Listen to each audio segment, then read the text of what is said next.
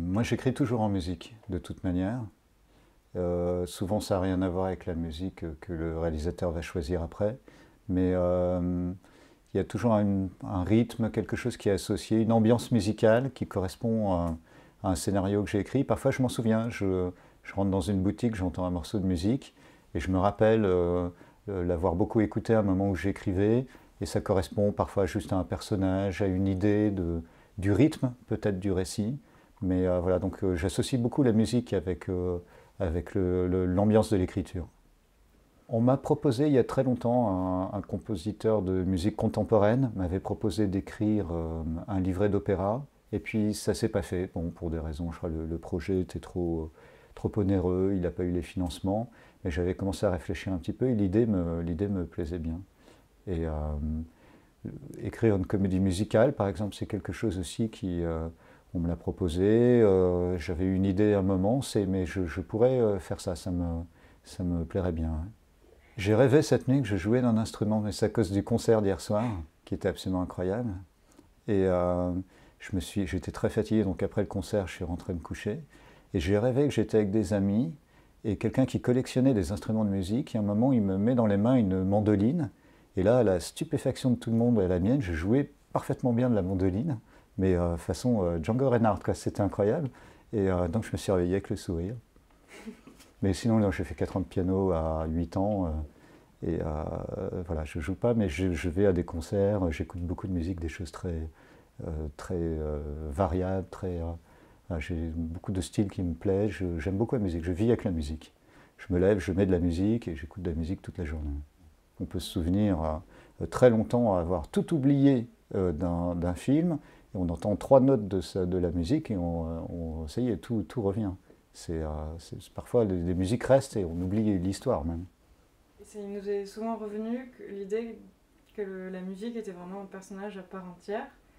Est-ce que vous le considérez comme ça en écrivant ou pas, hein, Bah, en écrivant, moi je me fais ma musique à moi, mais c'est un petit peu comme prêter un visage au personnage. Quand j'écris un personnage, il a un nom, je connais son histoire, ce qui lui arrive, ses malheurs, pour moi c'est pas quelqu'un d'immatériel. Je lui prête un visage. Alors ça peut être un visage d'acteur qui aura lui aussi rien à voir avec l'acteur que le réalisateur va choisir, mais ça peut être le visage du boulanger du coin, de quelqu'un que je connais. Voilà, je mets un visage sur les personnages et je mets une musique derrière les mots. Les dialogues, c'est aussi quelque chose qui est lié. Tout le monde a une musique en parlant. Tout ça fait partie d'un rythme, d'un tempo. Donc oui, c'est. Alors je ne peux pas dire j'associe telle symphonie à tel scénario, mais la musique, ça fait partie de l'écriture, je pense d'une manière un peu immatérielle, mais c'est présent dès le départ. Pourquoi écrire? Ah oui, voilà, parce que c'est peut-être la seule façon de faire quelque chose de parfaitement inutile et d'arriver à en vivre correctement, dans mon cas. Pourquoi écrire des films? Parce que, en fait, écrire, c'est vraiment... aujourd'hui, pour moi, je ne vois pas ce que j'aurais pu faire d'autre. J'ai fait des tas de métiers.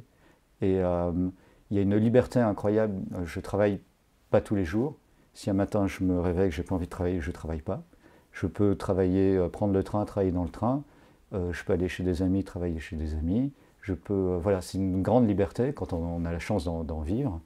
Et, mais ça, je l'ai en écrivant pour le cinéma. Quand j'écris des romans, ce que je fais par ailleurs, évidemment, la plupart des gens qui écrivent des romans ont un métier à côté. Beaucoup de journalistes, de professeurs. Il y a peu d'écrivains qui ne font qu'écrire des romans. Ils sont vraiment, par rapport à la quantité de livres publiés, il y en a très peu d'auteurs qui vivent que des romans.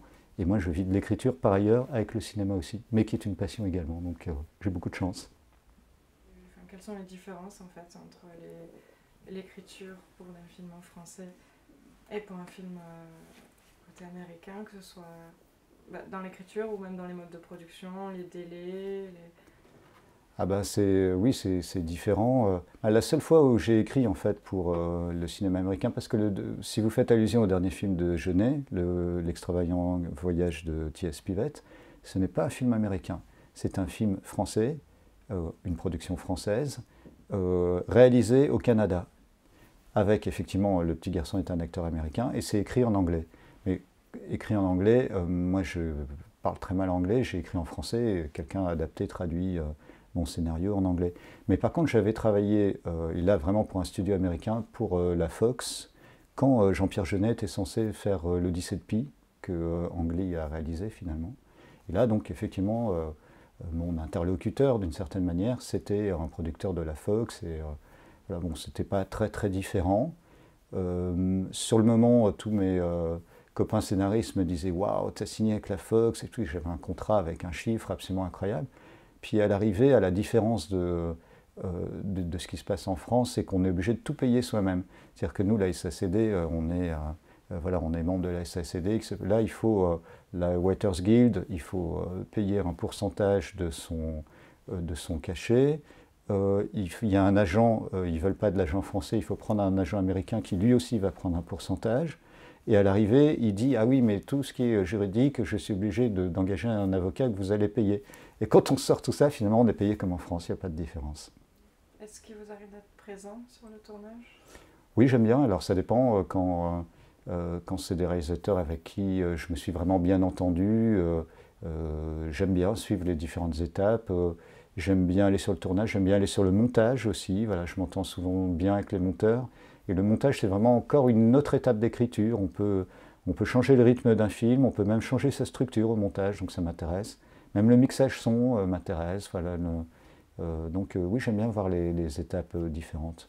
Même si c'est vrai que le scénario, c'est celle, a priori, on est le moins en contact avec ni les acteurs, ni tous les techniciens qui interviennent après. On est en contact avec le réalisateur. C'est vraiment, je pense, le métier le plus solitaire du cinéma, c'est scénariste. Mais je vais souvent sur les tournages, ça m'intéresse beaucoup. Certaines scènes, notamment, en les écrivant, je me dis, mais comment ils vont réaliser ça, ça va être très très compliqué. C'est la curiosité, même, je me dis, tiens, je vais me mettre dans un coin, je vais regarder comment ils vont s'en sortir pour réussir à faire ça. Est-ce que vous voyez des différences entre un film où c'est vraiment votre écriture strictement propre et une traduction? Il y en a forcément. Réalisateur, donc vous connaissez son style. Oui, on voit forcément, même dans les films, par exemple, qu'on voit doublé dans une autre langue. Bon, voilà, j'ai quand même suffisamment de notions d'anglais parfois pour me dire, mais c'est pas du tout ça que j'ai écrit.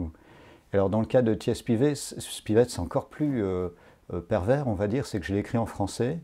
Ça a été traduit en anglais pour le tournage, mais en France, beaucoup de gens l'ont vu en version française. Et moi, je l'ai vu une fois en version française et je n'en revenais pas parce qu'ils ont été obligés de recaler les dialogues traduits sur le mouvement des lèvres pour le doublage. Et du coup, je voyais des dialogues en français qui n'étaient pas du tout ceux que j'avais écrits. Donc j'étais sur le moment où je me disais, qu'est-ce qui se passe? Puis j'ai compris quelle était la nécessité d'un... Donc voilà, il y a des petites déperditions évidemment. Et quand on sait notamment qu'on va être traduit, on n'écrit pas de la même manière des dialogues ou même les didascalies, enfin c'est les indications que si le film va être tourné en français. L'Odyssée de Pi ou T.S. Pivet, parfois j'écrivais quelque chose, puis je revenais en me disant non, ce mot, celui qui va le traduire, il peut y avoir une ambiguïté de traduction, donc je revenais à quelque chose de plus simple. J'évitais tous les jeux de mots, évidemment les jeux de sonorité dans les dialogues que j'aime bien faire. J'aime bien créer une petite musique comme ça avec des assonances, au contraire et là, je ne me suis pas embarrassé de ça, puisque je savais qu'une fois traduit, de toute façon, ça exploserait en vol, donc c'était pas la peine. Comme j'écris des romans, je vois vraiment la différence. Un roman, je réfléchis pas du tout à la manière dont ça va être traduit visuellement, même si certainement il y a déjà un style visuel au départ. Mais un scénario, c'est vraiment autre chose. C'est une histoire qui va être racontée en images à l'arrivée. Donc il faut traduire les images en mots. Voilà, c'est une histoire racontée en images, traduite en mots. Alors qu'un roman, c'est une histoire racontée avec des mots, et les mots contiennent tout, la musique, les images, le rythme, le montage. Mais à l'arrivée, il y a toujours des surprises. On écrit, par exemple, dans Amélie, je me souviens d'avoir écrit dans une didascalie « Elle fond en larmes ». Voilà, elle laissait partir Mathieu Kassovitz sans lui dire. Et c'était juste ça, elles fond en larmes. Et je vois le film, et il a fait il y avait un effet spécial qui faisait que brusquement elle se transformait littéralement en flaque d'eau, elle fondait en larmes au sens littéral du terme. Donc ça c'est évidemment, je n'avais pas imaginé ça en écrivant cette indication. Ça fait partie des surprises visuelles. J'ai pas du tout fait d'études qui me prédestinaient à ça. J'ai arrêté au lycée, donc je suis allé péniblement jusqu'à la fin du lycée. Et puis j'ai fait beaucoup de métiers, saisonnier, manutentionnaire, manœuvre, chauffeur-livreur, coursier, garçon de café, gardien de nuit, enfin j'en passe. Et je me suis inscrit dans un cours de théâtre amateur, après avoir fait tous ces boulots. Et j'ai commencé à écrire des petites pièces en mettant bout à bout des impros, voilà. Et c'est les gens de cette troupe qui m'ont offert un bouquin qui s'appelait « Comment écrire un scénario ?» en me disant plutôt que de livrer des bouteilles à mi-temps, tu devrais peut-être essayer d'écrire parce que ce que tu as fait, qu'on a joué sur scène, c'était bien, ça faisait rire et tout. Donc j'ai copié le modèle et j'ai écrit quelque chose qui ressemblait vaguement à un scénario que j'ai envoyé par la poste à Jean-Pierre Jeunet en cherchant son nom dans l'annuaire. Voilà. Et il a, par chance, ouvert son courrier. Et il a lu ce truc où il y avait du typex, ça ressemblait vraiment à rien, que j'avais écrit dans ma chambre de bonne, d'une manière très amateur, on va dire. Et c'est là où il m'a téléphoné, il m'a proposé d'écrire des dialogues sur la Cité des Enfants Perdus. Voilà comment je suis arrivé dans le cinéma, donc un peu par miracle.